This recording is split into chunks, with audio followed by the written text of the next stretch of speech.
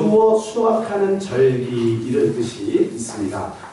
다시 한번 말씀드릴게요. 아침에 잠이 들 계신 분이 딱 두 분 계신 것 같아서 다시 말씀드릴게요. 이 원어나 여러분들이 원어는 기억을 안 하셔도 되고 한국말만 기억하시면 돼요. 예.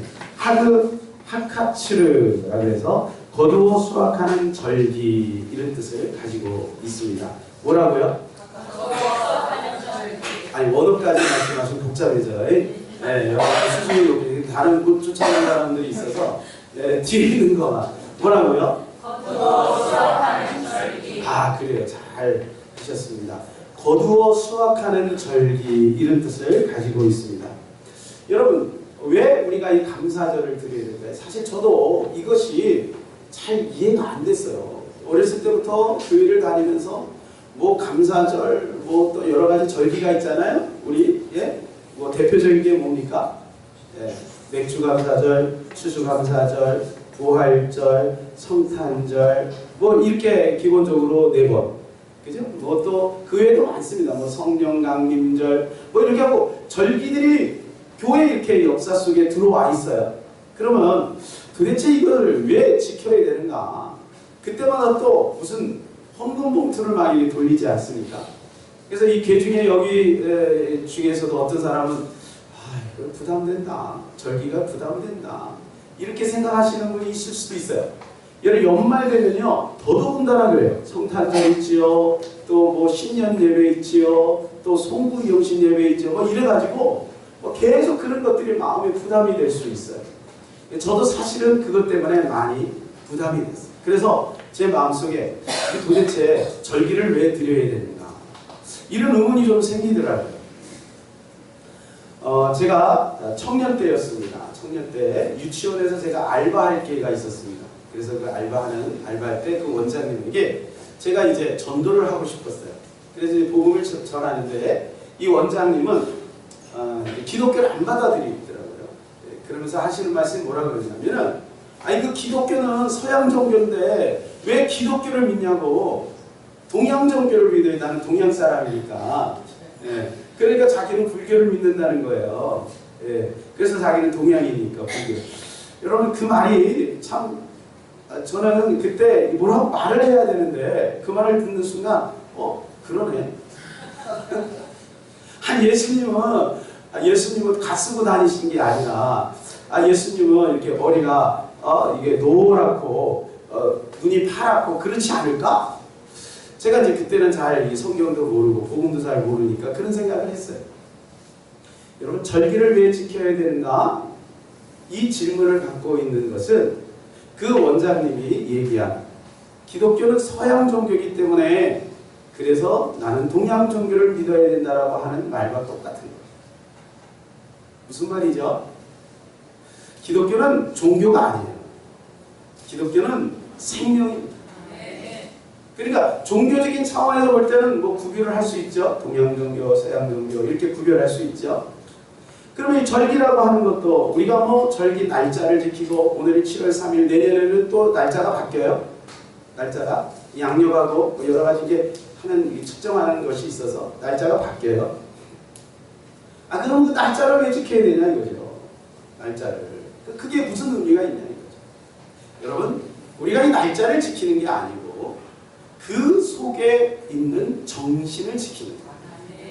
오늘 본문 말씀에 오게 되면 주님께서 하나님께서 직접 말씀을 해주고 있지요. 그것도 명령합니다. 15절에 보니까 무교병의 절기를 지키라. 이거 무교절이죠. 지키라 명령하십니다. 16절에 맥추절을 지키라 명령하십니다.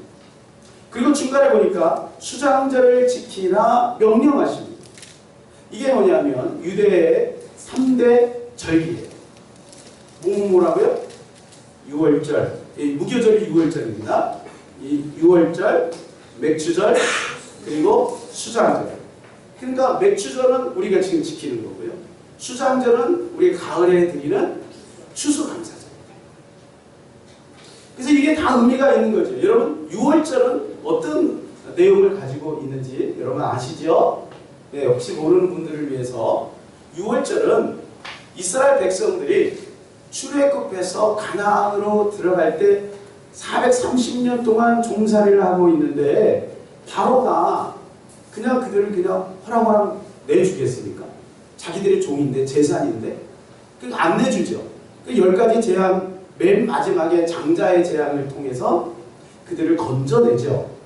그때 문설주에 피를 바르면 거기서 구원을 받게 됩니다. 장자의 재앙이 패스오버가 되는 거예요. 그래서 그 날을 기념해서 드리는 게 유월절이에요. 그리고 이제 맥주절은 오늘 본문에 나오는 대로 첫 곡식을 하나님 앞에 감사로 드리는 거예요.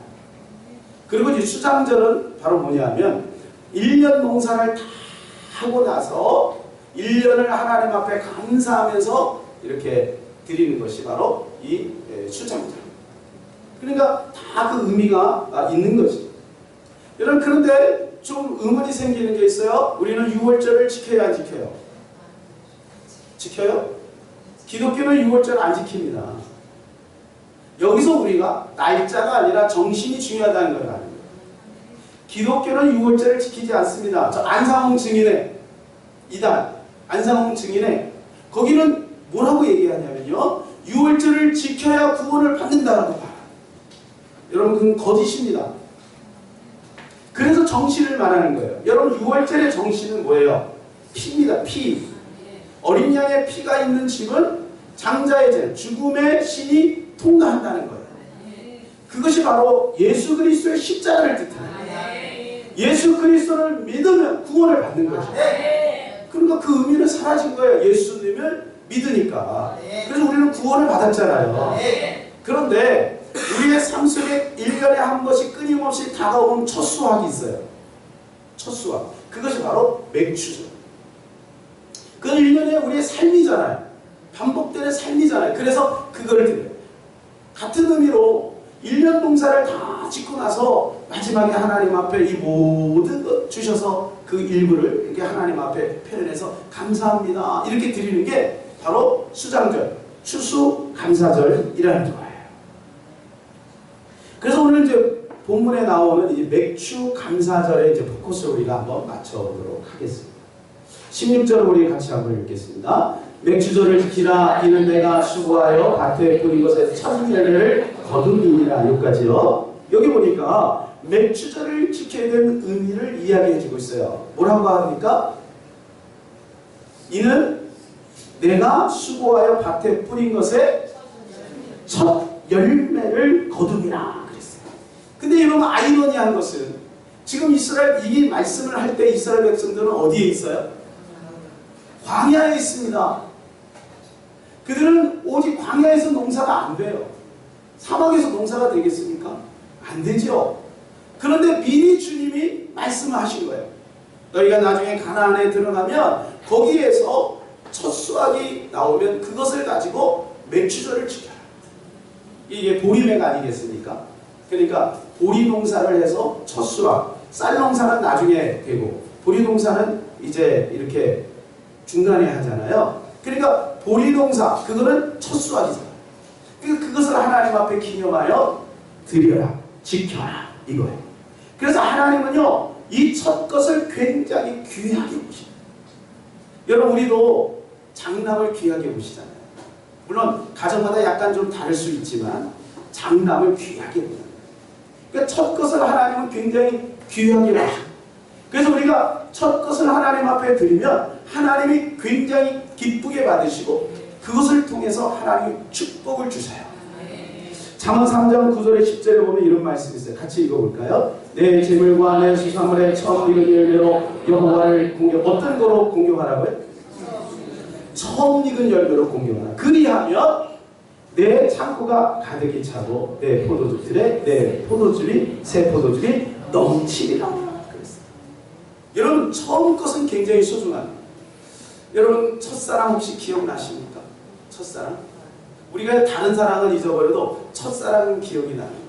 네? 벌써 이 반응이 오시는 분이 몇 분 계시죠? 첫사랑. 네? 첫사랑은 기억이 나는 거예요. 왜요? 첫사랑이니까. 네? 우리 어르신들 첫사랑 혹시 있으셨습니까? 세월이 지나도 첫사랑은 기억이 나는 거예요. 내가 태어나고 내가 자랐던 그 동네, 그걸 뭐라 그래요? 고향이라고. 나이가 들면 우리는 고향을 떠올리게 돼. 고향에 가면 그 안에 추억이 있는 거예요. 그죠? 여러분 첫 직장 잊지 못하지요. 많이 고생했던 첫 직장. 조강지처. 첫 것은 중요한 것입니다. 첫 것을 드린다는, 그래서 모든 것을 드린다는 거예요.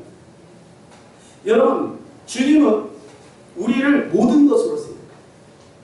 여러분 한 사람 한 사람을 수많은 무리 가운데 있는 군중으로 생각하지 않으시고, 여러분 한 사람 한 사람 한 사람 때문에 예수님은 십자가 못 박혀 죽으신 줄로 믿습니다.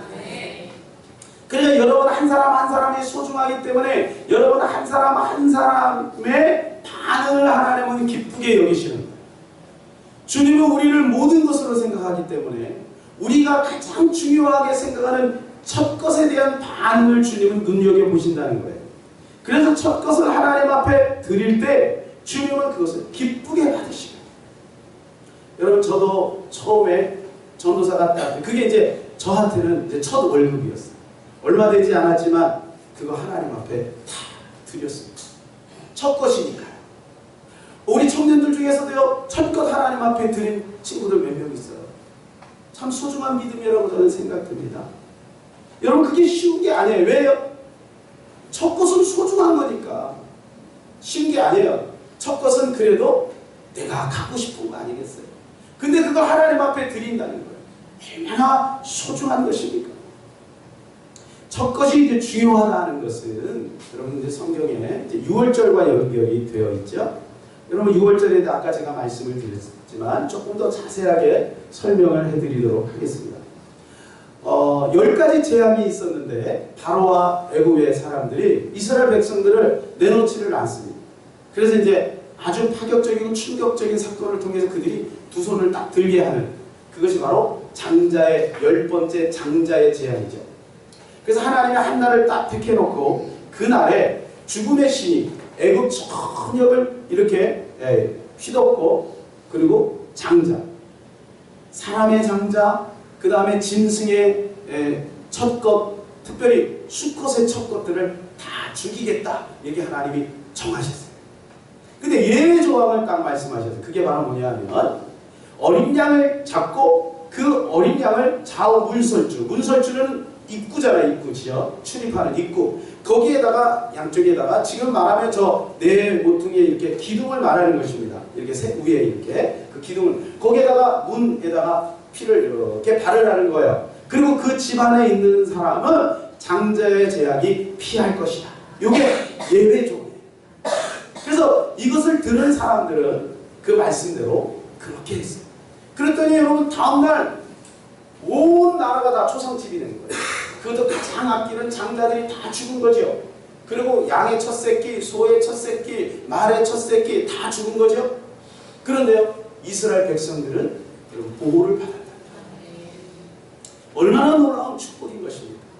그래서 하나님은 이 첫 것을 귀하게, 왜? 이스라엘 백성들 너희들 첫 것 다 죽어야 되는데 내가 너희들에게 은혜를 베풀었잖아.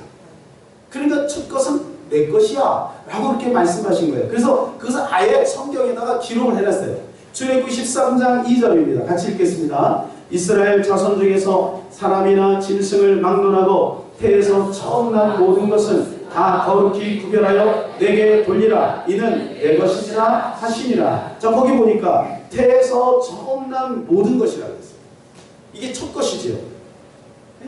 왜 그래야 하는지에 대해서도 또 설명을 하셨습니다. 13장 15절에서 16절이에요. 같이 한번 읽겠습니다. 시작. 그때 바로가 완악하여 우리를 보내지 아니하게 여호와께서 애굽 나라 가운데 처음 난 모든 것을 사나의 장자로부터 가축의 처음 난 것까지 다 죽이셨으므로 태에서 처음 난 모든 수컷들은 내가 여호와께 제사를 드려서 내 아들 중에 모든 처음 난 자를 다 대속하리니 이것이 내 손의 기호와 내 미간의 표가 되리라. 이는 여호와께서 그 손의 권능으로 우리를 애굽에서 인도하여 내셨음이니라 할지니라.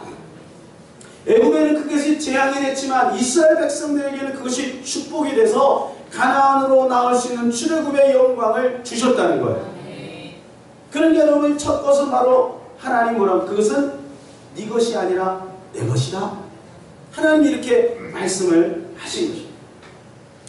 여러분이 처음 것을 드린다라고 하는 또 다른 의미가 있어요. 그것이 바로 레위기 2장 14절, 민수기 18장 12절 그리고 13절에 의하면 그 첫 것을 가지고 오면 그것을 제사장 몫으로 돌려라 이렇게 말씀하십니다. 그 첫 것은. 그러니까 첫 것은 다른 사람은 건드리면 노타치 요거는 제사장만 가져야 돼 이렇게 말씀하십니다.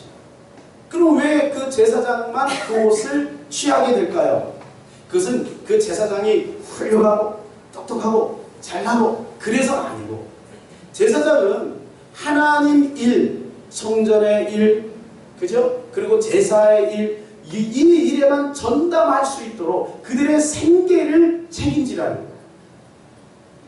그래서 그것을 제사장 몫으로 돌린 거예요. 그 말은 뭐냐면 제사장이 귀하다 그게 아니고 하나님의 일을 보다 효율적으로 아주 거기에 전력 투구해서 전문적으로 그 일을 할 수 있도록 그렇게 하게 하기 위해서 그렇게 하라는 거예요. 그러면 첫 것을 가져온다는 의미는 무슨 의미냐면 하나님의 일에 동참한다는 거예요. 그런 의미가 거기에 숨어 있는 것입니다. 여러분 우리가 이제 맥주 감사절 이렇게 드리죠. 맥주 감사절. 그러니까 맥주절을 지키라 그 의미는 뭐냐면 감사로 맥주절을 지키라 그런 거예요. 그래서 우리 감사절 하는데 이 감사가 왜 우리가 감사를 드려야 되는가? 사실 우리는 늘 감사해야 되겠죠. 늘 감사해야 되겠지만 이 절기를 지킴으로 우리는 이 감사를 다시금 우리 안에서 불러일으키게 되는 거예요.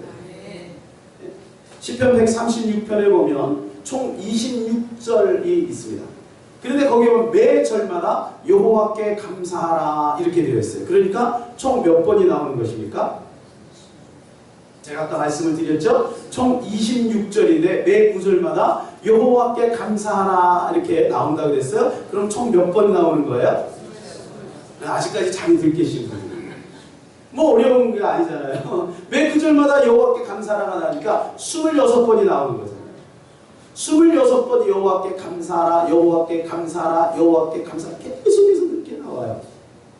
여러분 이건 무슨 의미를 뜻하고 있습니까? 여러분이 다윗의 시인데요. 그의 인생을 통해서 그는 경험한 거예요. 하나님께서 이스라엘 역사, 우리 조상들, 선조들의 역사를 쭉 돌아보니까 여기까지 인도하신 건 너무너무 감사하고 그리고 하나님 자기 인생을 쭉 돌아보니까 어릴 때부터 태어나서 여기까지 인도하신 것 다 하나님의 은혜였다. 하나님의 은혜가 아니면 설명할 수가 없다. 그래서 그런 매 구절마다 여호와께 감사하라, 여호와께 감사하라 이렇게 감사하라.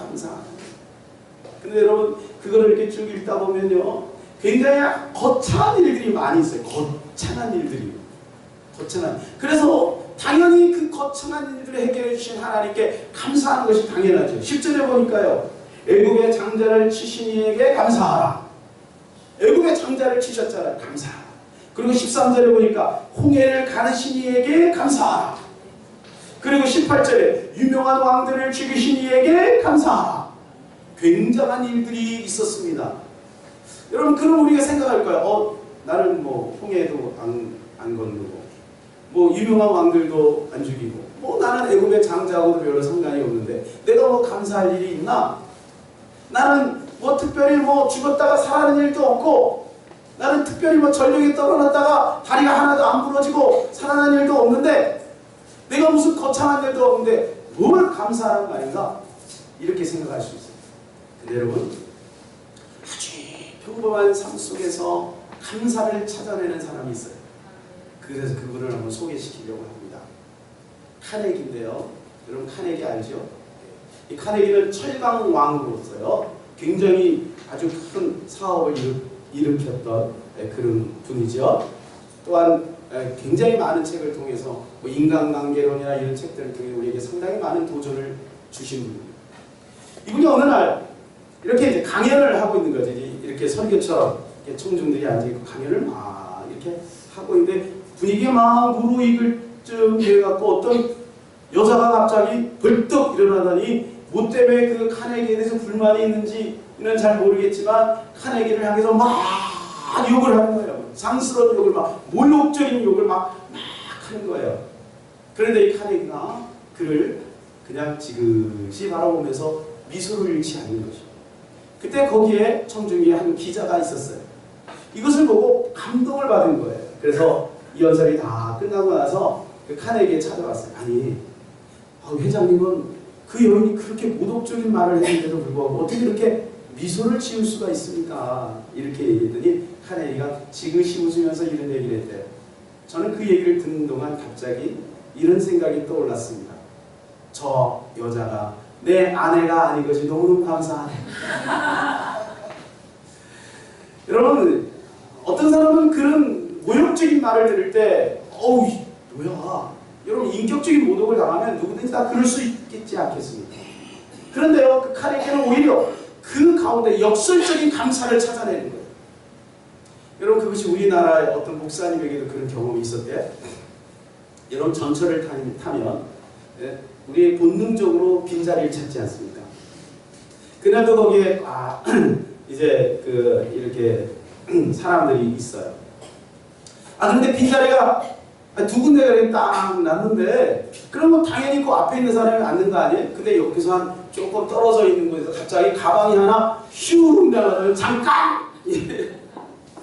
이러더라는 거죠. 그래서 아줌마 두 명이 거기에 가서 탁 앉는 거예요. 그리고 아무런 미안한 느낌도 없이 그냥 내릴 때까지 막 둘이서 뭐 수다를 막 엄청 떠는 거예요. 그때 거기 있는 모든 사람들이 그 아줌마들을 향해서 인사를 썼겠죠. 그때 그 목사님이 그 광경을 보면서 갑자기 이런 생각이 딱 들더래요. 저 여인이 나의 아내가 아닌 것이 얼마나 감사해요. 여러분, 이 평범함 속에서 우리는 감사를 찾아낼 수 있는 거죠. 오늘 주보에도 나와 있지만 헬렌 켈러, 여러분, 헬렌 켈러는 삼중고를 겪지 않았습니까? 삼중고, 보지 못하고 듣지 못하고 말하지 못하는 삼중고를 겪었어요. 그런데 그는요, 수많은 시를 썼어요. 하나님 앞에 감사의 시를 썼어요. 책도 굉장히 많이 냈죠. 근데 그 분이 이런 말씀을 했습니다. 많은 사람들은 행복의 문이 닫히면 그 행복의 문이 닫힌 것 때문에 굉장히 힘들어한다. 그런데 하나님은 그 문이 닫히면 또 다른 문을 열어놨는데, 많은 사람들은 그 닫힌 문을 보느라고 또 다른 문을 못 보고 있다. 이렇게. 그러니까 자기는 그 말이 뭐예요? 삼중고를 겪었지만 보지 못하고 듣지 못하고 말하지 못하는 평범하지 않는 너무 고통스러운 장애의 인생을 살았지만, 어떻게 보면 그것이 자기의 치명적인 행복의 문이 다 닫힌 것처럼 느껴졌지만 또 다른 문이 있었다. 그것 때문에 하나님을 바라보게 되고, 그것 때문에 더 예민해지게 되고, 그것 때문에 자연 속에서 하나님의 은혜를 발견하고 하나님 앞에 영광 돌리는 삶을 살게 되었다. 우리에게 브라더 로렌스라고 하는 이름으로 더 잘 알려진 분이 있습니다.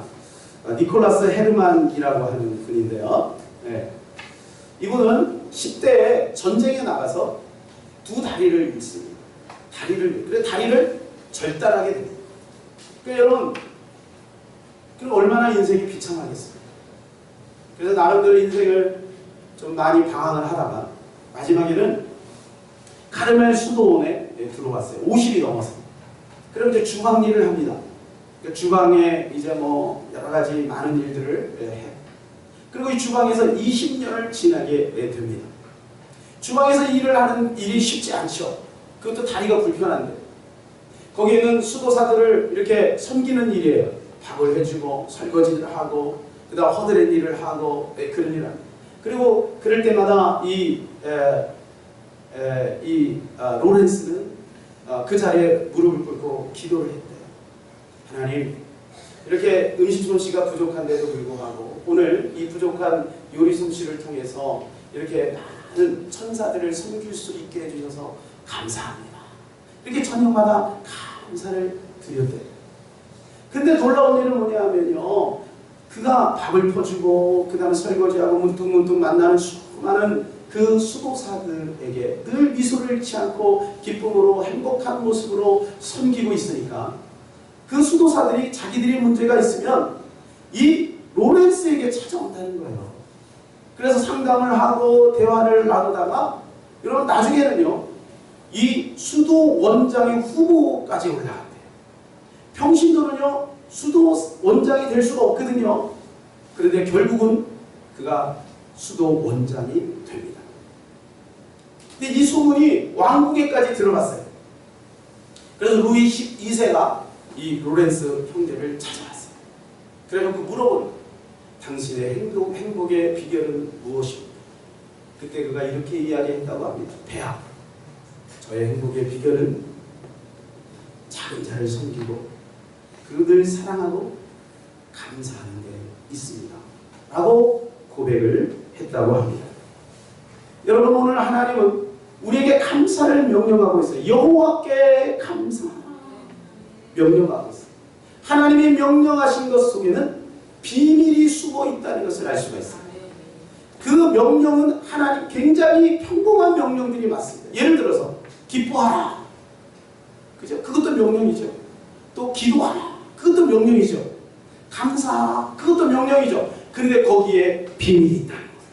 그래서 우리가 감사에 순종하면 기적이 나타나게 된다는 거예요. 여러분 두 번째로 이 맥주절을 우리가 지켜야 될 중요한 의미는 뭐냐면 이 맥주절은 신약에 와서는 오순절이 되었다는 거예요. 여러분 예수님이 6월절 날 십자가에 못 박혀 죽으셨죠. 그래서 마태복음 26장 2절에 보면 이렇게 나와 있습니다. 너희가 아는 바와 같이 이틀이 지나면 6월절이라 인자가 십자가에 못 박히기 위하여 팔리리라 하시던 6월절 날 예수님이 십자가 못 박혀 죽으셨어요. 그리고 그 다음 날이 무슨 날이죠? 네? 그렇죠. 부활절이죠. 그래서 우리가 그 부활절을 기념해서 주일로 지금 예배를 드리고 있는 거잖아요. 예수님이 그 6월절날 죽으시고 그 다음 부활절날 다시 살아나셨어요. 근데 이 부활절이요 구약에는 뭐냐면 초실절입니다. 초실절이 지나고 나서 77이 49일이 지나면 그걸 77절이라고 합니다. 그래서 맥주절을 다른 말로 77절이라고도 합니다. 근데 예수님이 부활 후에 40일을 제자들에게 또 많은 500의 형제에게 보인 다음에 그리고 나서 그들이 예수님이 하늘로 승천하시고 나서 120분 동안 마가다락방에 모이죠.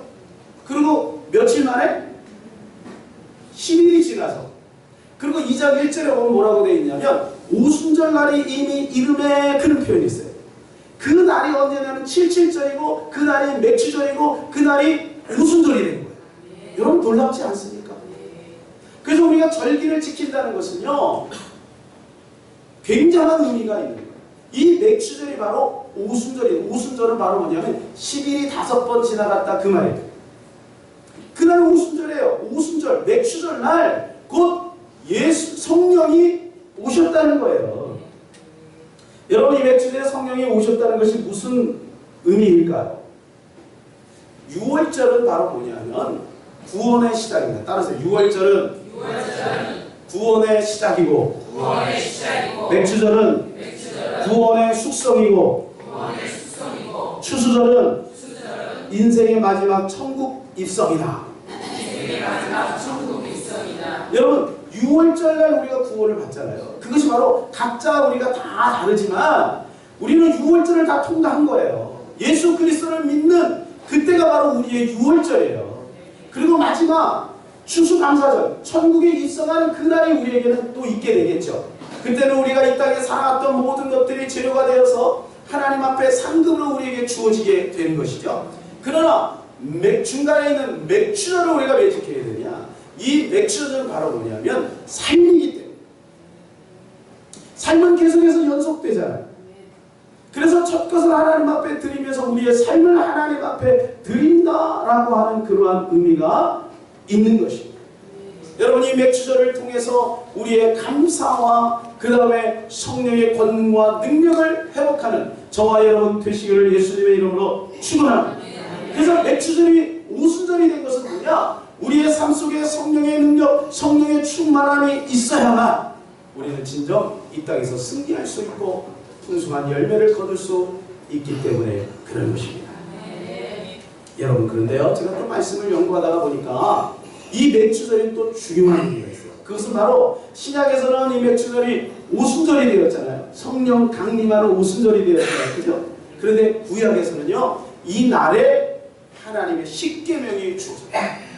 신의 산에서. 그러니까 여러분, 맥주절이 옛날에 저도 그렇게 했어요. 도대체 맥주절을 나는 보리 농사도 안 짓는데 왜 이 맥주절을 지켜야 되냐, 이런 생각을 했다니까요, 저도. 그런데 여러분, 말씀을 연구하다 보니까 이 맥주절이 굉장히 깊은 의미가 있는 거예요. 하나님의 말씀이 임하고 성령이 임한 날이 바로 이 맥주절이라는 거예요. 우리 인생에 하나님의 말씀이 절대적이고 성령 충만이 절대적인 것처럼 그러한 것들을 통해서 풍성한 삶을 살도록 하나님 앞 맥주절을 지킴으로 그것을 하나님께 드림으로 나의 삶을 하나님께 맡긴다라고 하는 그러한 의미가 있는 것입니다. 여러분, 우리는 날마다 평범한 삶을, 시간을 보내고 있습니다. 그렇게 되면 자칫 잘못하면 하나님 앞에 감사를 잃어버릴 수가 있죠. 그러나 여러분, 어떤 사고를 당하게 되면 우리는 우리의 평범한 삶이 얼마나 축복된 삶인지를 알 수가 있어요. 제 이야기를 잠깐 해드리겠습니다. 제가요, 얼마 전에 저희 동네에 한 할아버지가 있는데 이 할아버지가 폐지를 모으시라. 그래 집에 막 이만큼 쌓아놓고 그러시고. 근데 가끔 가다 보니까 철 같은 것도 많이 이렇게 모아놓고, 스댕 같은 것도 이렇게 많이. 근데 제가 그날 좀 바빴어요. 그래가지고 이 차를 태고 가는 저희 집에서 이렇게 남의 교회에서 이렇게 내려가면 막 고바위가 있습니다. 한 30도 정도 되는 고바위. 굉장히 위험하죠. 그 주변에 계시는 분들은 아실 거예요. 아니 근데 차를 그거 중간에서 그 나이든 그 딸, 할아버지니까 그 딸도 나이가 굉장히 들었거든요. 50 훌쩍 넘었어요. 근데 나이든 딸이 뒤에서 그거를 잡고 그 할아버지가 그거를 그냥 막 산더미처럼 그걸 해가지고 그거를 내려가는 거예요. 리어커에다가. 밑에 보니까 자국이 막 나있고, 그러니까 막 질질 끌면서 가는 거예요. 얼마나 제가 막 겁이 나는 거예요. 그래서 얼른 차를 대고 그 할아버지를 제가 도와야 되겠다 생각해서 이렇게 도왔어요. 근데 거기를 내려서 다시 또 언덕으로 올라가요. 옛날에 우리 오정미 집사님이 살던데 거기 또 고바위거든요. 거기를 또 제가 막 힘들여서 뒤에서 밀고 그 다음에 또 지나면 또 언덕이 또 있거든요. 그 어디까지 가시냐고 그랬더니 여기 신대방 3구에 그렇게 해서 얼마나 위험한지 할아버지 차라리 차를 부르시라고, 거기 고물상에 차를 부르고 조금 돈을 좀 덜 받더라도 부르시라고, 얼마나 위험한지. 그리고 제가 그들을 막 도와주다가 언덕까지 이렇게 했는데 도와주다가 내가 겁이 나니까 얼마나 팔에 힘을 썼는지요. 지금도 이거 허리 이 손목이 약간 삐끗했어요. 그래 지금요 이 무거운 거를 이렇게 들잖아요. 들 때마다 이 손목이 아픈 거예요. 근데 제가 이렇게 좋은 일을 했다 이걸 말씀드리려고 하는 것이 아니고, 그때 내가 이 팔목을 너무 힘쓰니까 이 팔목이 무리가 가는 거예요. 그러니까 조그만 물건을 이렇게 들면 나도 모르는 사이 팔이 아픈 거예요. 이게요 한 2주 정도가 지났거든요. 그러니까 저는 병원을 잘 안 가요. 웬만하면 그냥 기도하거든요. 그래서 지금도 이제 기도하면서 하나님 고쳐주세요 이렇게 하고 있는데, 다음 주에는 가서 좀 침이라도 맞아야 되겠다 이런 생각을 하고 있는데, 그때 제 머릿속에 들어온 생각이에요. 요 물건 하나 드는데도 이렇게 불편한데 나는 이것에 대해서 그동안 감사해 본 적이 없어요. 평범하게 살아가는 나의 일생이 나에게는 기적의 연속이었다. 내가 2다리를 걷고 밥을 맛있게 보고 그리고 2눈을 떠서 내가 원하는 목적지까지 가고, 여러분 내가 어떤 일을 하는데 아무런 불편 없이 팔을 쓰고, 이런 것이 기적의 연속입니다. 그러니 평범하게 살아가는 것이 얼마나 놀라운 감사 제목인가, 제가 그런 생각을 하게 되었습니다. 여러분도 마찬가지시죠? 여러분 맥주절을 지킨다는 것은 뭐냐면 삶을 드립니다. 우리의 삶은 연속되잖아요. 그런데 여러분 그 삶에 대해서 우리는 감사해야 되겠죠. 그래서 하나님 앞에 작은 것을 통해서 감사의 표현을 함으로 우리의 전생애를 하나님 앞에 감사하는 그러한 하나의 표시다라고 하는 것입니다. 여러분 우리의 모든 평범한 삶을 하나님 하나님 앞에 감사로 영광 돌리는 저와 여러분 되시기를 주님의 이름으로 축원합니다.